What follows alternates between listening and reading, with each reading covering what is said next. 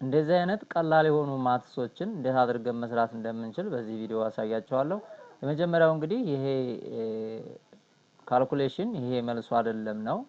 ብዙ ሰው የሚያደርገው ምንድነው እዚህ ቦታ ላይ እንንጣና ነው ይሄንን -6 ያደርጋል። ይሄኛውን ደግሞ 3 ሲቀነስ 9 -6 አድርጎ ሁለቱን ያባዛል ማለት ነው። ሁለቱን አባዝቶ -6 ይሄን ያባዛና ምን ያደርጋል ማለት ነው 36 = ብሎ 36 ይላል ማለት ነው። ይሄ ምን አይደለም መልሱ አይደለም ነው።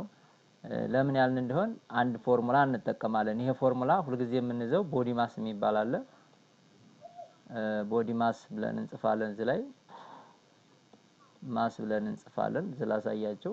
ቦዲ ማስ የምንለው የመጀመሪያው ብራኬት ካለ ብራኬት እንሰራለን። ኦርደሮች ካሉ ሩት ኤክስፖኔንሻል ፋንክሽኖች ካሉ እነሱን እንሰራለን። ከዛ ዲቪዥን መልቲፕሊኬሽን እና አዲሽን ሰብስትራክሽን ነው የምንጠቀመው። ስለዚህ የመጀመሪያው ስራችን የሚሆነው ምንድነው ብራኬት ውስጥ ያሉትን መስራት ነው የሚሆነው ማለት ነው።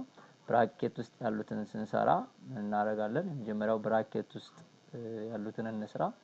እዚህ ጋር እናንጣና የብራኬት ውስጥ ያለ የመጀመሪያው እንግዲህ ይሄኛው ብራኬት ውስጥ ስንቀንስ እዚህ ቦታ ላይ እናንጣና እንስራው። የመጀመሪያው ብራኬት ውስጥ ያለው ነው 4 ማይነስ ይሄኛው ብራኬት ውስጥ ያለው ስንት ይመጣል 10 አለን። በዚህ -6 ይመጣል ማለት ነው። ብራኬት ውስጥ ያለው መጀመሪያ እንሰራለን። ይሄኛው ይሄ ሲባዛ በዚህ ስንት ይመጣል 4 ፕላስ ይሆናል ማለት ነው። 4 ይሄኛው ሲባዛ ፕላስ